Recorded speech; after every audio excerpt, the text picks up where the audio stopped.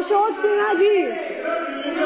सिन्हा जी जिन्होंने आयुष्मान भारत की CAG report लिखी, अभी मारवा जी ने थोड़ी देर पहले, जी सुन लीजिए, हमने भी आपकी बात सुनी, बहुत सारी चीजें बाकी हैं होनी। अरे सुन लीजिए, हम, मुझे पता है आप तो नहीं सुन रहे हैं। अरे आप शांत रहिए, आपको हमारा जवाब तो चाहिए। कर्नल जी आप बैठिए। दीपक जी, तो ये अभी मारवा जी कह रहे थे कि वो मुख्यमंत्री जी को बधाई देना चाहते हैं कि उन्होंने पहली कैबिनेट में आयुष्मान भारत को दिल्ली में लाने की योजना पास करी, कि जो कमियां आम आदमी पार्टी की सरकार ने स्वास्थ्य मॉडल में करी थी वो आयुष्मान भारत पूरा करेगा। बिल्कुल सही बात है, आयुष्मान भारत सिर्फ एक योजना नहीं है, चमत्कारिक योजना है। बिल्कुल, मैं बताती हूँ, ऐसी चमत्कारिक योजना है, ऐसी चमत्कार, बिल्कुल दीपक जी सुनिए, ऐसी चमत्कारिक योजना है। बैठिए। ऐसी चमत्कारिक योजना है, 88,000 मरीजों का मरने के बाद इलाज कर दिया, ये सीएजी की रिपोर्ट बताती है। ये आप ऐसी चमत्कारिक योजना है, 2 लाख से ज्यादा पेशेंट की डिस्चार्ज के बाद सर्जरी करा दी, ऐसी चमत्कारिक योजना है। ऐसी चमत्कारिक योजना है कि 21,000 लोगों का इलाज अलग-अलग अस्पताल और रिपोर्ट पे चर्चा नहीं कर रहा, ये ठीक नहीं है। अब आप लोग आपको मैं फिर कहना चाहूंगा, सीएजी पर बात करिए। 3 दिन से सीएजी पर बात करिए। 4थे दिन से 2 सीएजी, 2 अध्यक्ष महोदय, 2 सीएजी रिपोर्ट पे चर्चा हुई है, 2 सीएजी रिपोर्ट पे चर्चा हुई है। मैंने जब, और जो अध्यक्ष महोदय, पढ़ लीजिए दीपक जी, सीएजी की रिपोर्ट पढ़ लीजिए, अभी बहुत आस्था थी जो तथ्य आतिशी जी ने रखे हैं वो तथ्य, अभी आप हमसे कह रहे थे गुमराह, सदन को गुमराह करने वाले हैं, ये सारे तथ्य भाजपा वाले को आपने यहाँ रखा है, इनका कोई ऑथेंटिक वो नहीं है, वाले कह रहे और ये राजनीति से प्रेरित आपके वक्तव्य का हिस्सा है। अध्यक्ष जी, पंजाब में पैसा लेते हैं, मेरा ये अनुरोध है, पंजाब में पैसा लेते हैं, जो तथ्य गुमराह करने वाले हैं पैसा लेते वो सदन की कार्रवाई से हटाया जाए। अध्यक्ष जी, पंजाब में पैसा लेते हैं इस नाम से, ये आयुष्मान भारत का पैसा पंजाब में लेते हैं, वहाँ जाके उन्हें हॉस्पिटल में देख के आते हैं, और यहाँ के कहते हैं बुरा। जी बैठ जाइए, आप बैठिए। सिरसा जी, 2 सीएजी रिपोर्ट अभी टेबल हुई, सीएजी से संबंधित बात रिपोर्ट के समय तो हम बाहर थे, और अध्यक्ष महोदय इनको शांत करा दीजिए। अध्यक्ष महोदय, 2 सीएजी की रिपोर्ट इस हाउस में प्रस्तुत हुई, 2 सीएजी की रिपोर्ट इस हाउस में प्रस्तुत हुई। जब पहले दिन, अरे कर्नल जी, दुनिया में बहुत सीएजी की रिपोर्ट्स है, एक कपिल पर्ची पकड़ा दीजिए इनको, एक पर्ची पकड़ा दीजिए इनको इस मुद्दे पर। अध्यक्ष महोदय, 2 सीएजी की रिपोर्ट्स इस हाउस में प्रस्तुत हुई, अरे बैठ जाइए।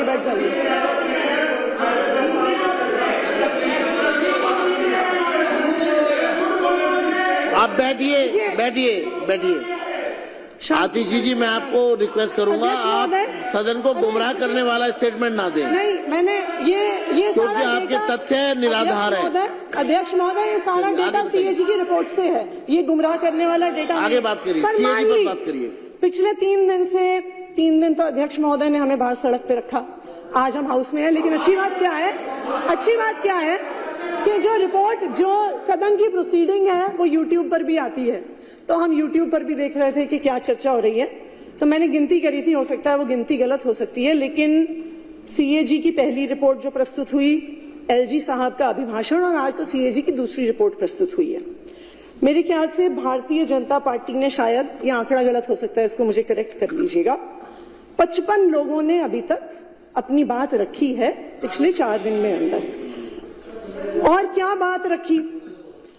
अध्यक्ष महोदय ने मुझे एक चिट्ठी लिखी थी कि सदन की गरिमा बनाए रखने की जरूरत है, कि गरिमा सदन में होनी चाहिए। मैं यही उम्मीद करती हूं कि जब आपके ही एक सदस्य ने यहाँ पर कहा था, जब यहाँ पर आपके ही चलिए, सदस्य आपके ने पास कहा था, नहीं अध्यक्ष जी, आप मुझे बात पूरी करने दीजिए। अध्यक्ष जी, आप मुझे बात पूरी करने कंक्लूड करिए ना, आप सीएजी पर बात करिए, सीएजी पे बात करिए। मैंने सब बात मान ली। आपने कहा भारतीय जनता पार्टी वाले कह रहे हैं जी कि आम आदमी पार्टी वाले चोर हैं, गुंडे हैं, लुटेरे हैं, पापी हैं, नालायक हैं, घमंडी हैं, कातिल हैं, डरपोक हैं, हत्यारे हैं, नालायक हैं। और मुझे लगता है इतनी गरिमापूर्ण बात जो आज सीएजी पर है नहीं नहीं बोलना चाह रहे आपके विधायक जी, वो क्या नाम है उनका, सीएजी पर नहीं बोल रहे आप, मेहरौली वाले विधायक जी ने कहा, और मुझे उम्मीद है मुद्दों पर बात करिए ना। आपको सदन की गरिमा का तब भी ध्यान रहा होगा जब मेहरौली के विधायक ने कहा कि आतिशी सूद पे लिखा है। धन्यवाद। हमने सब बात मान ली, हम हैं चोर, हम हैं गुंडे, हम हैं नालायक, सब बात हम मान लेते हैं आपकी, ठीक है जी। लेकिन दिल्ली के लोगों ने आपको चुन के भेजा काम करने के लिए, गाली देने के लिए नहीं। दिल्ली के लोगों ने आपको चुन के भेजा कि आप उनको काम करके दिखाइए। मेरा आपसे अनुरोध है, सीएजी पर बात करिए। इस सदन में पर बोलने के लिए आपके पास कुछ नहीं है। आम आदमी पार्टी को गाली दो, अरविंद केजरीवाल को गाली दो, आतिशी को गाली दो। मेरा रेखा गुप्ता जी से ये अनुरोध है, रेखा गुप्ता जी से मेरा एक अनुरोध है। दिल्ली के लोगों ने आपको काम करने के लिए चुन के भेजा है, शुरू करिए। दिल्ली के लोगों ने बहुत भरोसा। धन्यवाद मैडम, बैठिए प्लीज।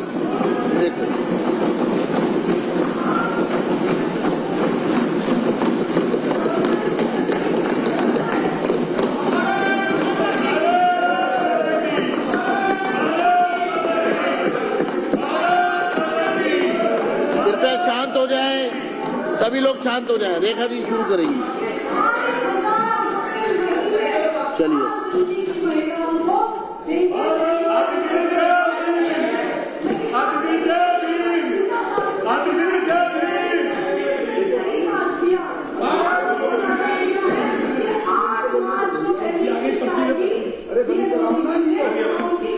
आप अपनी सीट पे बैठिए।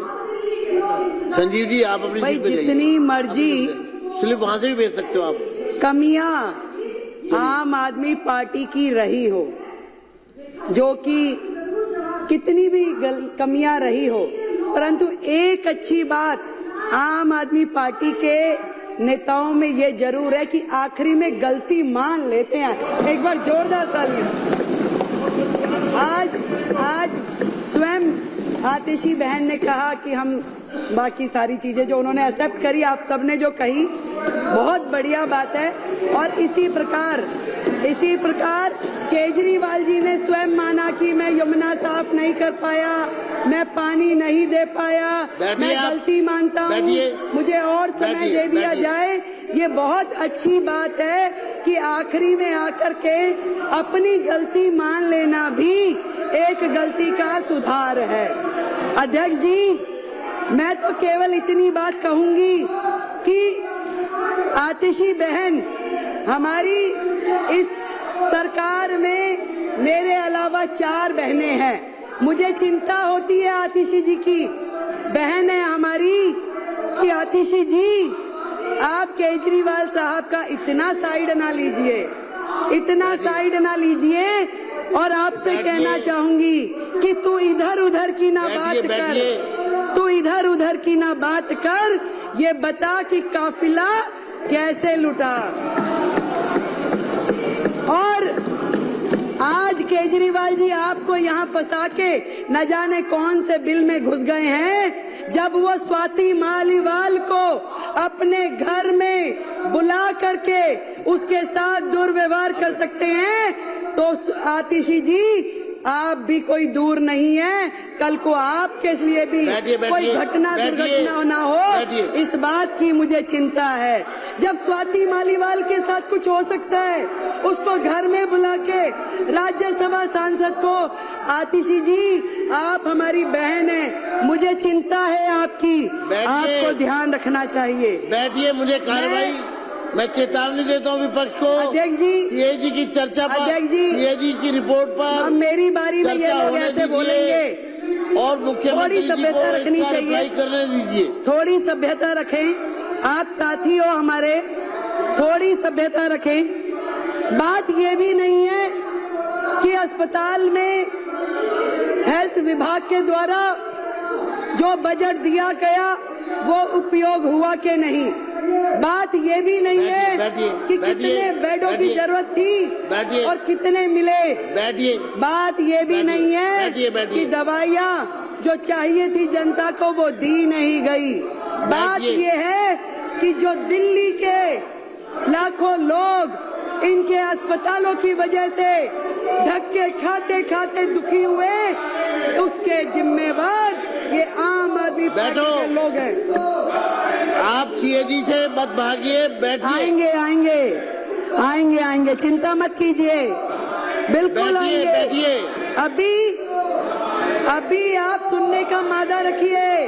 अभी ये देखिए ये लोग क्या करते हैं, जब इन्हें पता है कि अब इनकी और उंगली है।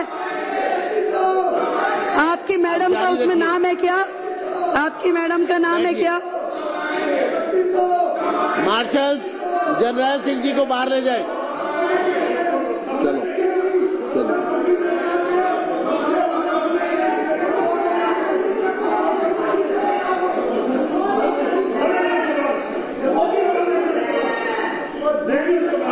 धन्यवाद, धन्यवाद अध्यक्ष जी, धन्यवाद, धन्यवाद। इस तरीके से हाउस का समय बर्बाद करना असल में तो इनकी नीयत ही नहीं है। इन्हें मालूम है कि ये जो रिपोर्ट, अभी तो केवल मात्र 2 रिपोर्ट सदन पटल पे लाई गई हैं, तो इनके होश उड़ गए हैं। पूरे के पूरे अखबार, पूरा मीडिया, पूरे चैनल्स रोजाना सुबह से शाम तक इनके काले चिट्ठे खोलते हैं और ये सोच रहे हैं कि बाकी की 12 आ जाएगी तो इनका क्या हाल होगा, क्योंकि ये पूरी तरीके से सर तक भ्रष्टाचार में डूबे हुए हैं। केवल ध्यान डाइवर्ट करने के लिए अलग अलग प्रकार के मुद्दे लेकर के आते हैं। मैं आपको अध्यक्ष जी बताना चाह रही थी कि सिर्फ ये विषय नहीं है कि जो अस्पताल में बजट कम यूज हुआ, कोविड के समय बजट कम यूज हुआ, कम बिस्तरों का उपलब्ध कराए गए। बात यह है कि उस समय के दौरान जो लाखों लोगों ने तकलीफें सही, जो मरीजों के दिल पे गुजरी, जो पूरी तरीके से अस्त व्यवस्था देख करके डॉक्टरों के मन पे गुजर रही होगी, वहां के स्टाफ पे गुजर रही होगी, जो परिवार जानों के साथ घटनाएं घट रही होंगी, आज उसको सोचिए तो दिल दहल जाता है। शर्म आनी चाहिए उनके माननीय विधायक को कि जब अशोक गोयल जी कोविड की चर्चा कर रहे थे, परिवारजनों के मरने की बात कह रहे थे, शमशान घाट पे जगह नहीं मिल रही, ये बातें कह रहे थे, तो वो विधायक मुंह खोल के जो हंस रहे थे। शर्म आनी चाहिए। मैं आज इस सदन के माध्यम से ये पूरा का पूरा दिल्ली सरकार का स्वास्थ्य विभाग और दिल्ली सरकार के अस्पताल स्वयं बीमार हैं, खुद ही बीमार हैं। इसको इलाज की जरूरत है। पहले एक एक उनका डिपार्टमेंट, एक एक चीज, डॉक्टर बेबस है, पूरी व्यवस्था बेबस है। आपदा के पिछले ये 10 साल स्वास्थ्य के नाम पे केवल भ्रष्टाचार हुआ है अध्यक्ष जी, केवल भ्रष्टाचार। केवल वो मुद्दे नहीं है जो इस सीएजी की रिपोर्ट में है। बात यही खत्म हो जाती तो और बात थी, बात तो अभी शुरू हुई है। अभी तो इनके काले कारनामे खुलने शुरू हुए हैं। आज जब मैं अधिकारियों के साथ बैठी और मैंने उनसे पूछा कि बताइए भाई क्या है, तो मुझे ये समझ में आई कि मरीजों को नकली दवाइयां और नकली मरीजों को असली पेमेंट की गई उनके नाम पे असली पेमेंट की गई। और मोहल्ला क्लिनिक की तो जो हालत है, मोहल्ला क्लिनिक की तो ये हालत थी जहां मरीज भी नकली, जहां पे टेस्ट भी नकली, जहां दवाइयां भी नकली, परंतु एक चीज असली रही, पेमेंट असली। पेमेंट असली हुई है, बाकी सब कुछ नकली। कितने मरीज आते हैं, अस्पताल बंद में भी पेमेंट हो जाती है। करोड़ों रुपए की मोहल्ला क्लिनिक के नाम पे पेमेंट हुई, परंतु उसकी कहीं से कहीं तक कोई भी अकाउंटेबिलिटी नहीं है। सफाई के नाम पे घोटाला, दवाई के नाम पे घोटाला, टेस्ट के नाम पे घोटाला, इलाज के नाम पे घोटाला, बेड के नाम पे घोटाला, भर्ती के नाम पे घोटाला। घोटालों की सरकार केजरीवाल। ना डॉक्टर, ना नर्स, ना पैरामेडिकल हमारा स्टाफ। कितनी कमियां हैं वो मेरे बाकी के साथियों ने बताई। फिर भी मैं आपको ये बताना चाहूंगी कि जो नर्सिंग स्टाफ है, जो सेंशन है, वो 7,977 में से केवल 5,791 है। 2,186 नर्सिंग स्टाफ की सीट्स आज भी वेकेंट है। आप मानिए कि अस्पताल में यदि 2,000 नर्सों की कमी है तो उन अस्पतालों की क्या स्थिति चल रही होगी। आज भी ड्यूटी मेडिकल ऑफिसर 234 सीटें खाली आज भी है। वो कैसे चल रही है, कहां पे उनकी ओपीडी हो रही है। जितना भी स्टाफ है, एक एक विभाग, यहां तक कि पैरामेडिकल जो पोस्ट है उसमें भी 2796 पोस्ट आज भी खाली पड़ी हैं। किस तरीके से ये अस्पताल चलाए जा रहे हैं अध्यक्ष जी, मैं ये जानना चाहती हूँ। घोटालों की सरकार ने 10-10 हजार रुपए में जो कॉन्सेंट्रेटर मशीन थी उसको लाखों रुपए में खरीदा। 10 रुपए का वो N95 वाला मास्क जो था वो 150 रुपए में खरीदा। और शर्म की बात ये है, खरीदा तो खरीदा, उपयोग हो जाता तो दर्द नहीं होता। दर्द इस बात है, आज भी हमारे अस्पतालों में पूरे के पूरे गोदाम, कमरे भरे पड़े हैं उन सामानों से जो जनता की गाड़ी खून पसीने की कमाई से किया गया है। आज भी पीपी किट, मास्क, कॉन्सेंट्रेटर मशीनें, सिलेंडर अस्पतालों में भरे पड़े हैं जिनका कोई उपयोग नहीं हो रहा। ना तो वो जनता के काम आ पाए, ना मरीजों के काम आ पाए। खरीद कर ली गई, लाखों रुपए का, करोड़ों रुपए का घोटाला हो गया। आज भी वो अस्पतालों के गोदामों में पड़े हुए हैं। कितने शर्म की बात है। एक एक अस्पताल का गोदाम जाके खोल के देखिए, वहां पे क्या क्या पड़ा हुआ है। मिट्टी हो रहा है, परंतु इनके कान पे जूं नहीं रेंगती। कितनी बुरी स्थिति है। कितनी सारी बीपी मशीनें खरीदी गई, पेमेंट हो गई, परंतु कहां गई, कौन इस्तेमाल कर रहा है, कोई अकाउंटेबिलिटी नहीं है। कहां पे हो रहा है ये सब। ICU, CCU, operation theatre, MRI, सारी की सारी मशीनें, कोई रेट फिक्स नहीं है, कोई दर नहीं, कहां किस तरीके से खरीद हो रही है, कोई पूछने वाला नहीं था। मैं आपको बताना चाहती हूं, एक्ट, क्लिनिकल एस्टेब्लिशमेंट एक्ट 2010, जो कि कोर्ट के आदेशानुसार लागू कर दिया जाना चाहिए, वो एक्ट जिसके माध्यम से पूरा का पूरा हमारे क्लिनिक, हॉस्पिटल, लैब और जितने भी टेस्टिंग सेंटर्स हैं उनको रजिस्टर किया जाता है और मॉनिटर किया जाता है। आपको ये जान करके माननीय सदस्यों ये हैरानी होगी कि आज भी दिल्ली जो है देश की राजधानी, घिसे पिटे 1993 के Delhi nursing home registration act के माध्यम से चल रहा है, ना कि 2010 में बने हुए क्लिनिकल एस्टेब्लिशमेंट एक्ट के हिसाब से। क्योंकि इस पूरे एक्ट के माध्यम से अगर चलते तो वहां पे बहुत सारी चीजों की जवाबदेही तय हो जाती, परंतु पुराने नियमों के अनुसार जब वो काम कर रहे तो उनको कोई मतलब ही नहीं, क्योंकि बहुत सारी चीजें उसमें कवर ही नहीं होती। जो मर्जी करें, कोई पूछने वाला नहीं है। जबकि माननीय हाई कोर्ट ने मई 2022 के में ये निर्देश दिया कि भाई आपको केवल सीईए एक्ट के अनुसार काम करना है, परंतु इस सरकार ने उस एक्ट को लागू ही नहीं किया। उनके हेल्थ मिनिस्टर ने उसे लागू ही नहीं किया।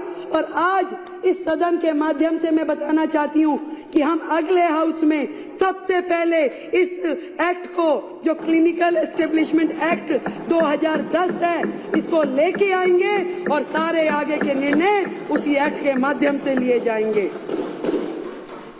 इस सरकार का तो भगवान ही मालिक था और शायद भगवान ने इसीलिए इनको इनका फल भी दे दिया। हाई कोर्ट ने बार बार रिकमेंडेशन दिया, अनेकों बार स्वयं ओटो उन्होंने संज्ञान लिया और ये कहा, फरवरी 2024 में भी कहा, एक कमेटी भी बनाई गई, डॉक्टर सरीन कमेटी, जिसमें पूरा का पूरा हॉस्पिटल सर्विस डिलीवरी सिस्टम जो है वो इम्प्रूव हो, कैसे मरीजों का रजिस्ट्रेशन हो रहा है, कहाँ पे उनका इलाज चल रहा है, किसकी ओपीडी हुई, पूरा का पूरा रेगुलेशन जो है वो ध्यान में आए। परंतु कभी सरकार ने हाई कोर्ट के आदेश के बावजूद भी किया नहीं। आज भी कौन मरीज आ रहा है, क्या इलाज हो रहा है, क्या बिलिंग हो रही है, क्या रिकॉर्ड है, किसी किताब में दिखाई नहीं देता। हाई कोर्ट के आदेशानुसार उसके कहने के बावजूद उन्होंने स्वयं ऑटो रिकमेंडेशन दिया कि आपका स्वास्थ्य विभाग गलत काम कर रहा है, जीरो है, इसमें लागू की जाए डॉक्टर सरीन कमेटी की रिपोर्ट्स। परंतु केजरीवाल और उनकी सरकार ने इसे लागू नहीं किया। कितने शर्म की बात है। मैं आपको बताना चाहती हूं 24 हॉस्पिटल जो इस सरकार के कार्यकाल में शुरू हुए, करोड़ों करोड़ रुपए के बजट से एक भी अस्पताल का काम पूरा नहीं हुआ सर, एक भी अस्पताल का काम।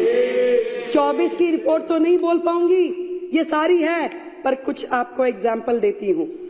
आपको बताना चाहूंगी एलन हॉस्पिटल, जिसका इनिशियल सैंक्शन कॉस्ट जो था 533 करोड़ था, शुरू हुआ 2019 में, परंतु आज की डेट में भी 2019 से अब तक 65% काम कंप्लीट हुआ है। और रिवाइज कॉस्ट जब आई तो 1135 करोड़ रुपए की, डबल ऑफ द कॉस्ट, और आज भी काम पूरा नहीं हुआ। आज फिर रिवाइज कॉस्ट की जरूरत है और आज उसमें फिर कितने 100 करोड़ बढ़ाने पड़ेंगे वो पता नहीं। और ये वो प्रोजेक्ट है जिसमें पीडब्ल्यूडी ने कॉन्ट्रैक्टर को 95 करोड़ रुपए की पेनल्टी पे की है। 95 करोड़ रुपए की पीडब्ल्यूडी ने, सरकार ने कॉन्ट्रैक्टर को पेनल्टी दी है। क्या ये सरकार, इस 95 करोड़ का हिसाब कौन देगा? इस 95 करोड़ जनता के पैसे का भुगतान कौन करेगा? ये सुन नहीं सकते थे, इसलिए यहां से चले गए। यहाँ इन्हें पता दिया होगा कि भाई मैडम ये बोलने वाली है। 7 अस्पताल जो कि कोविड टाइम में होने थे, बनने थे, जो कि कोविड टाइम में विशेष रूप से आईसीयू हॉस्पिटल बनने थे, एक भी अस्पताल बना ही नहीं। कोविड आया चला गया, एक भी अस्पताल नहीं बना, कोई तो शुरू ही नहीं हुआ। कोई आज भी केवल पोटा कैबिन जैसे स्ट्रक्चर खड़ा कर दिया गया जिसमें कि एक भी फैसिलिटी ऐसी नहीं है। आज भी वो जो 1216 करोड़ रुपए के अस्पताल है वो मिट्टी हो गए हैं, जीरो हो गए हैं। आज भी उनको वर्केबल कंडीशन में लाने के लिए और 1200 करोड़ रुपए लगा दें तो भी कामगार नहीं है, तो भी वो उपयोग नहीं होंगे। इसका हिसाब कौन देगा? ये बात इनको पता थी, इसलिए वो यहां से चले गए। एक अस्पताल करोड़ों करोड़ रुपए का, एक भी अस्पताल का काम इन्होंने पूरा नहीं किया।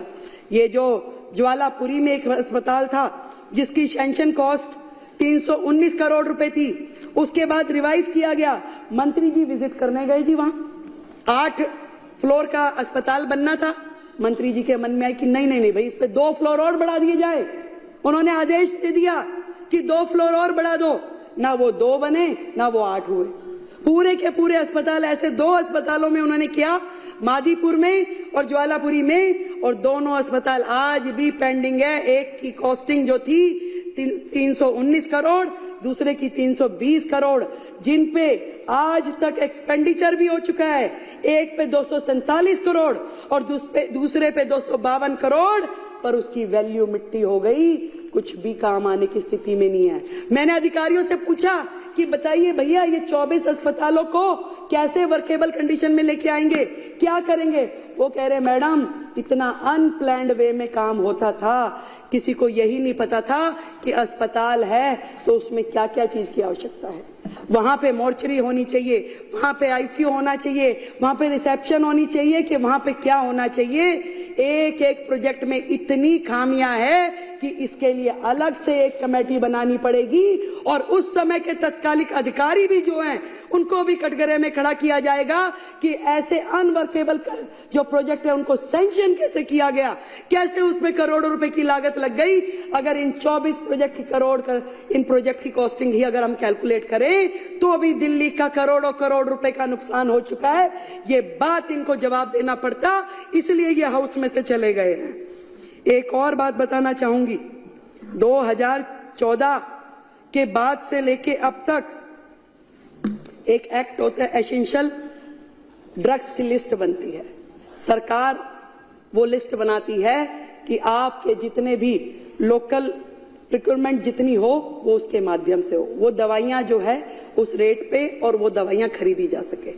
2000 के बाद से इन्होंने एसेंशियल ड्रग लिस्ट बनाई ही नहीं, उसी लिस्ट पे काम करते रहे। जबकि किसी राज्य में वो 1 साल में रिवाइज होती है, किसी में 2 साल में होती है, परंतु होती जरूर है। उसको ऐसा नहीं होता कि सालों साल चलाए रहो।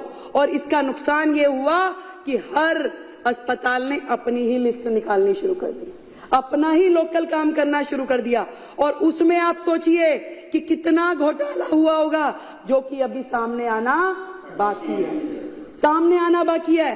कोई इनकी सेंट्रल परचेजिंग नहीं, हर अस्पताल को छूट है कि भैया अपना कीजिए जो आप करना चाहते हैं। हेल्थ और फैमिली वेलफेयर डिपार्टमेंट ने 15 प्लॉट डीडीए से खरीदे 684 लाख में। वो 15 प्लॉट खरीदे गए थे हॉस्पिटल बनाने के लिए, डिस्पेंसरी बनाने के लिए, परंतु दुख है मुझे एक भी साइट का उपयोग अभी तक हुआ नहीं है, वो जीरो है, वहीं पड़ा है। करोड़ों रुपए की जमीनें लेकर के उसे डंप कर दिया गया।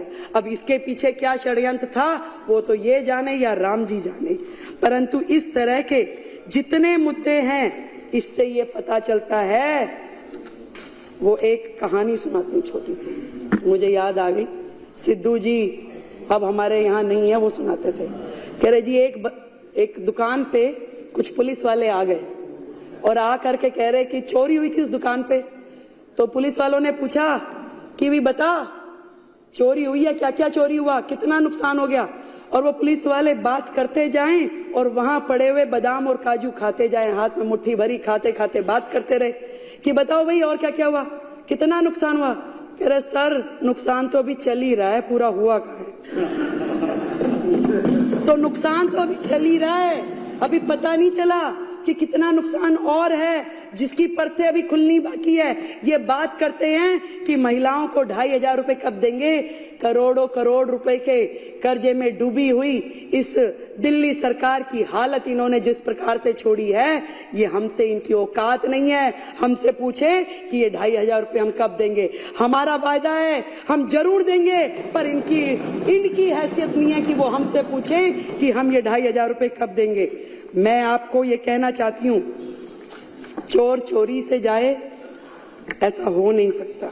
ये चोरी की जो आदत है इनकी लगातार जिस तरीके से चल रही है, बच्चों के स्कूल के क्लासरूम में चोरी, सड़कें बनाने में चोरी, इलाज में चोरी, ठेकों में चोरी, शराब तक में चोरी, जितने भी काम है प्रदूषण में, यमुना सफाई में, सब में चोरी। चोरी यहीं रुक जाती तो शायद पता चलता, पर उससे बड़ी चोरी एक और बताती हूँ। यहाँ तक कि दिल्ली सरकार के सोशल मीडिया हैंडल्स की भी चोरी। दिल्ली सरकार के social media handle, CMO Delhi के ये अकाउंट माननीय केजरीवाल जी ने तुरंत जैसे ही सरकार बदली, केजरीवाल एट वर्क करके अपने हैंडल में तब्दील कर लिया। क्या ये उनकी प्रॉपर्टी है? ये दिल्ली सरकार की प्रॉपर्टी है। ये आतिशी जी का ये अकाउंट, ये भी आज तक इन्होंने वापस नहीं किया। चाहे इंस्टाग्राम हो, चाहे फेसबुक, चाहे ट्विटर, एक भी अकाउंट ये इन्होंने वापस नहीं किया। हमने इनकी कंप्लेंट दर्ज कराई है। जो सोशल मीडिया अकाउंट की भी चोरी करके ले गए, उनसे आप क्या उम्मीद करोगे कि वो और क्या छोड़ के जाएंगे। अध्यक्ष जी, इतना कहना चाहूंगी, 10 साल दिल्ली बेहाल, 10 साल दिल्ली बेहाल, कर गए कमाल, कर गए कमाल। नोटंकी भ्रष्टाचार चाल पे चाल, वाह रे केजरीवाल, वाह रे केजरीवाल। इस बुरी स्थिति में दिल्ली को पहुंचाने के बाद भी कहते हैं ना, एक तो चोरी ऊपर से सीना चोरी। ये लोग यहां खड़ के कुछ बोलने की हैसियत में नहीं है अध्यक्ष जी। ये हमारी और उंगली उठाने के से पहले ये देखे कि जो उंगलियां इनकी तरफ है उसका जवाब तय करके आए। आज जिन परिस्थितियों में हमें दिल्ली सरकार मिली है, हम अपनी पूरी मेहनत के साथ में काम कर रहे हैं। एक एक विभाग जिस तरीके से कर्जे में डूबा है, जो उसकी हालत है, सबको समझने में, सबको उठाने में न जाने हमें कितना वक्त लग जाएगा। परंतु हमारी नीति और हमारी नीयत स्पष्ट है, साफ है, ईमानदारी से काम करना चाहते हैं। और हमारी ये पूरी टीम, मैं और मेरे पूरे मंत्री, सभी विधायक दिल्ली को इस भयंकर स्थिति से बाहर लेके जाएंगे और वो सारे काम करेंगे जो दिल्ली के हित में है। आज इस सदन के माध्यम से मैं बताना चाहती हूँ, अभी केवल 2 रिपोर्ट आई हैं अध्यक्ष जी, अभी बाकी आनी बाकी है। तो यही कहना चाहूंगी कि इब्तिदाए इश्क है, रोता है क्या, आगे आगे देखिए होता है क्या। बहुत बहुत धन्यवाद।